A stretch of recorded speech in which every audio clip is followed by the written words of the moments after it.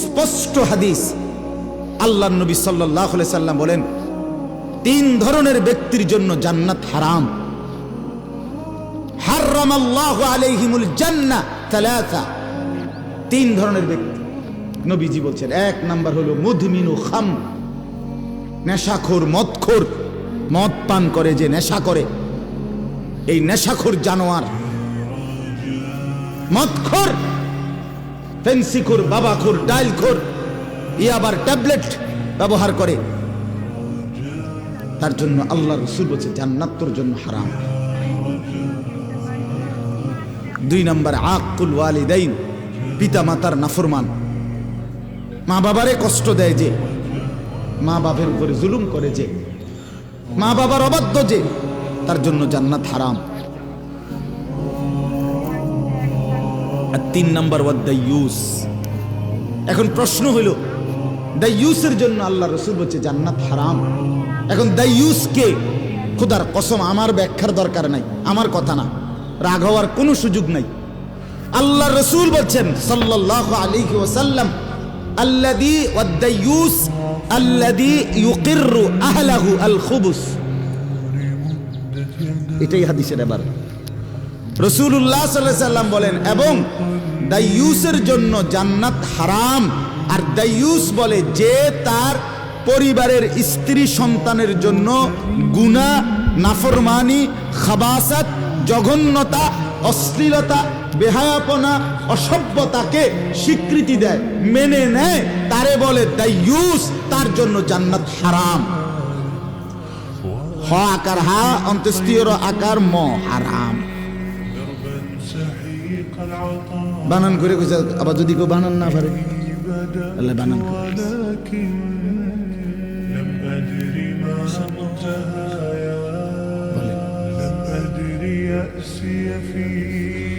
জবাব দেন আপনারা।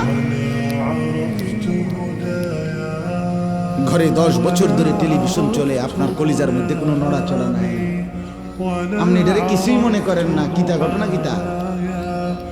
হ্যাঁ, আপনি কি ভাবতেছেন? জান্নাত মামুর বাড়ি মনে করে ফেলছেন? এটা হাসরের মাঠ, এটা নানার বাড়ি, শ্বশুর বাড়ি না। রব্বি লা তুখজিনি ইয়াওমা ইউবআসুন ইয়াওমা লা ইয়ানফাউ মালুন ওয়ালা বানুন। ইব্রাহিম আলাইহিস সালামের মতো নবী, আল্লাহর বন্ধু নবী, আল্লাহর খলিল নবী, খোদার কসম বাপ কুরআনুল কারীমের আয়াত। ইব্রাহিম আলাইহিস সালামের মতো নবী দুনিয়ায় থাকতে আল্লাহর কাছে দোয়া করেছিলেন, রব্বুল আলামিন লা তুখজিনি ইয়াওমা ইউবআসুন। আল্লাহ, আমি জানি আপনার খলিল, আমি জানি আমি আপনার বন্ধু, তবু আমার হাসরের ময়দানকে ভয় হয়। আল্লাহ, আমি ইব্রাহিমকে হাসরের মাঠে বেইজ্জতি করিয়েন না। ইয়াওমা লা ইয়ানফাউ মালুন ওয়ালা বানুন। আল্লাহ, যেদিন স্ত্রী, সন্তান, মাল, সম্পদ কোনো কিছুই কাজে আসবে না, সেদিন আমি ইব্রাহিমকে বেইজ্জতি করবেন না।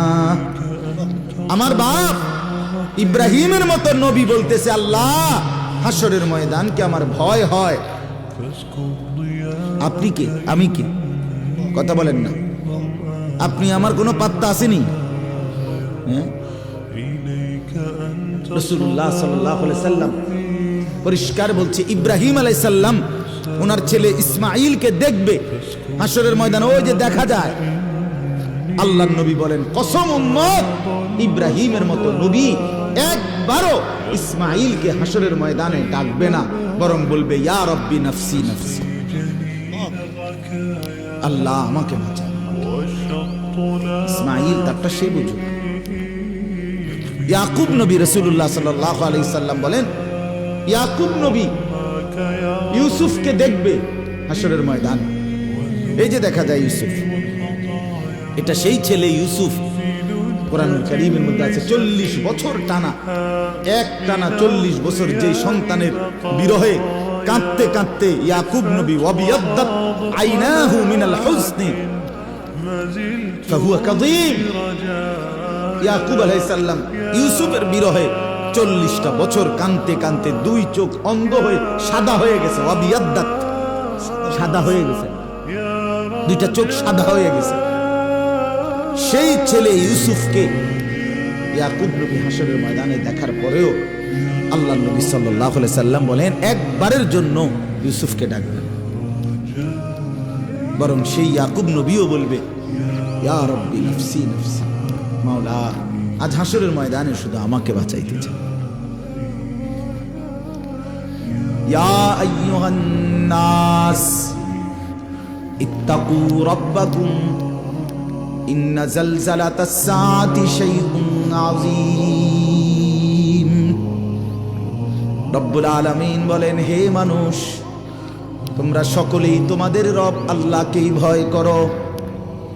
ইন্না জালজালাতাস সাআতি শাইউন আযীম। আল্লাহ বলে, আমার বান্দারা মনে রেখো, কিয়ামতের ভূমিকম্প বড়ই ভয়ানক হবে বান্দা। ইসরাফিল ফু দিবে আর জমিনে ভূমিকম্প শুরু হবে। সেই ভূমিকম্প একদিক শুধু নড়বে না, এক পাশ শুধু নড়বে না, আমার সৃষ্টির পুরা জমিন একসাথে নড়বে, একসাথে ভূমিকম্প শুরু হবে। ইয়াউমা তারাউনাহা তাদহালু কুল্লু মুরদিআতিন আম্মা আরদাত।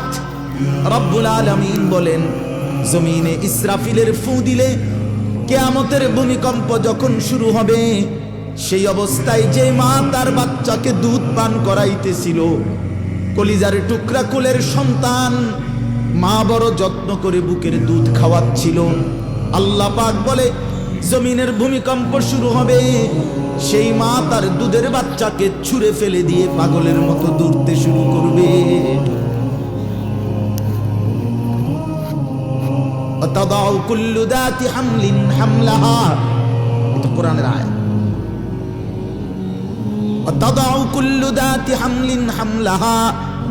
রব্বুল আলামিন বলে, যেই মা 9টা মাস টানা গর্ভের সন্তান ধারণ করেছিল, এখন বাচ্চা প্রসব হওয়ার মুহূর্ত, আগামী 10 ঘন্টা, 2 ঘন্টা, 6 ঘন্টা পরে হয়তো বাচ্চাটা প্রসব হবে। এই মুখোমুখি ঠিক এই মুহূর্তে ইসরাফিল ফু দিবে, আমার জমিন কেঁপে উঠবে, ভূমিকম্প শুরু হবে কিয়ামতের। আল্লাহর কসম বাপ, রব্বুল আলামিন বলে, গর্ভবতী মা এভাবে দৌড়বে, পেটের বাচ্চা নিজেই খালাস হয়ে পড়ে যাবে, মা ফিরেও তাকাবে না, ছেলে হলো না মেয়ে হলো, বেঁচে রইল না। আল্লাহ বলেন, এভাবে সব মানুষ মাতালের মতো দৌড়বে।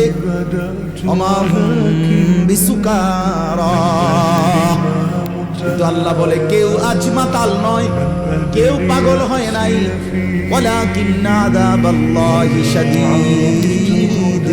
সবাই বুঝে ফেলবে আজকে আর আল্লাহর আযাব, এখান থেকে আর পরিত্রাণ পাওয়ার সুযোগ না। আজ সবাই বুঝে। فإذا برق البصر وخسف القمر وجمع الشمس والقمر يقول الإنسان يومئذ أين المفر। আল্লাহ বলে, চোখে ধাঁধা লেগে যাবে, বাপ। ইসরাফিল ফু দিবে, জমিনের কাঁপ উঠবে, আর মানুষের চোখ ধাঁধা লাগবে কেন? বেলকি লেগে যাবে কেন? চোখের সামনে আসমান ভেঙে পড়বে, চাঁদ খসে পড়বে, সূর্য খসে পড়বে, তারকারাজি খসে পড়বে, পাহাড় উড়তে থাকবে, জমিন রেজা পাউডার হয়ে যাবে, সাগর খাল নদীর পানিগুলো উঠতে থাকবে জলীয় বাষ্পের মতো, টকবক করে উতরাইতে উড়ে যাবে। এই অবস্থা দেখে যেদিকে তাকাবে মানুষ ভেলকি লেগে যাবে, হায় হায়, এটা কি হচ্ছে, ওইটা কি হচ্ছে। খোদার কসম, কোরআনে আল্লাহ বলে, এক মানুষ আরেক মানুষকে দৌড়তে বলবে, আইনাল মাফার, ভাইয়া পালাবো কোথায়, আশ্রয় কোথায়, দাঁড়াবো কোথায়, নিরাপত্তা কোথায়? আর শাজিম থেকে আল্লাহ বলবেন, কাল্লা লা ওয়াজার, না বান্দা, আজ আর কোথাও ঠিকানা নেই। কাল্লা লা ওয়াজার, আজ আর কোথাও আছে না বান্দা। ইলা রাব্বিকা ইয়াউমাইদিনিল মুস্তাকার, আজ শুধুই আশ্রয়ে তোমার রব আল্লাহর কার নিকট বলেন ইউনাব্বাউল ইনসানু ইয়াওমাইদিন বিমা কদ্দামা ওয়া আখার। রব্বুল আলামিন বলেন ইসরাফিলের সিংহা ফু দিয়ে পুনরায় আমি আল্লাহ হাসরের মাঠে সবাইকে নিয়ে আসব, আর প্রত্যেকটা মানুষকে তার জিন্দেগির দুইটা জিনিস জানাবো। একটা হলো ভালো কিংবা মন্দ তুমি নিজের হায়াতে যা করেছো, আরেকটা হলো ওয়া আখার, তোমার মৃত্যুর পরে তোমার নামে ভালো কিংবা মন্দ যা কিছু দুনিয়াতে চালু ছিল, দুইটার হিসাব। এই মসজিদে আমি নামাজ পড়েছি মোট যত ওয়াক্ত, এটাও আমার আমল নামাতে জমবে। এই মসজিদে আমি 1 লক্ষ টাকা দিছিলাম, 10,000 টাকা দিছিলাম, বিনিময়ে এই মসজিদটা হয়েছে। এরপরে যতদিন এই মসজিদে মুসল্লি নামাজ পড়েছে তাদের নেকির সমপরিমাণও আমার নামে জমবে। এই টেলিভিশনে আমি যতদিন দেখেছি নাচ গান নর্তকীর ছবি, এটা আমার নামে গুনাহ জমবে। আল্লাহর কসম বাপ, আমার মৃত্যুর পরে স্ত্রী সন্তান ছেলে মেয়ে আমার ঘরে যেই রঙিন টেলিভিশনে নাচ গান যত বছর ধরে দেখেছিল, আল্লাহর কসম বাপ, সমস্ত গুনার 100 সমান আমার আমল নামার মধ্যে জমা হবে। 100 মিসলু আসামে মান তাবিআহু, অর্ধেক অর্ধেক। মিসলু মানে সমান সমান সমান। লা ইয়ানকুসু যালিকা মিন আসামিহিম শাইআ, এক বিন্দু গুনাহ নাফরমান যে করছে তারও কমাবে না, যে ব্যবস্থাপনা করেছে তারও কমবে না। অপেক্ষা করেন, আপনি নিশ্চিন্ত থাকেন। আপনার টাকা দিয়ে কিনা টেলিভিশন আপনার মৃত্যুর পরে তারা ছেলে মেয়ে স্ত্রী সন্তান দেখবে, অথচ আপনার নামে কোনো কিছু জমা হবে না। না না, তারা কি এত বড় অকৃতজ্ঞ নাকি? তারা বলবে আমনে আব্বা নিশ্চিন্তে কবরে যান, আমরা পাঠামো আপনার নামে গুনাহ, আপনি টেনশন করেন কেন? আপনি আমগো বাপ না, আপনি কোনো চিন্তা করেন, কোনো চিন্তা। আপনি সুদে টাকা দিয়ে আমারে মানুষ করছেন, সুদে টাকা দিয়ে ঘর করে দিছেন, আপনি মরার পরেও আপনার নাম ভুলবো কেন? সুদের টাকা চলবে, আপনার নামও আমল জমবে, গুনাহ জমবে, অসুবিধা কি? আপনি নিশ্চিন্ত থাকেন। হ্যাঁ বাপ, খামখেয়ালি করেন না, আমি অনুরোধ করছি। আমি লম্বা কথা বলতে চাই, অল্প কথাই আমার কথা হলো, খামখেয়ালি করেন না। না, খামখেয়ালি করবেন না। আমার বাপ, আবারও বলছি, আপনি আমি তামাশা করেন।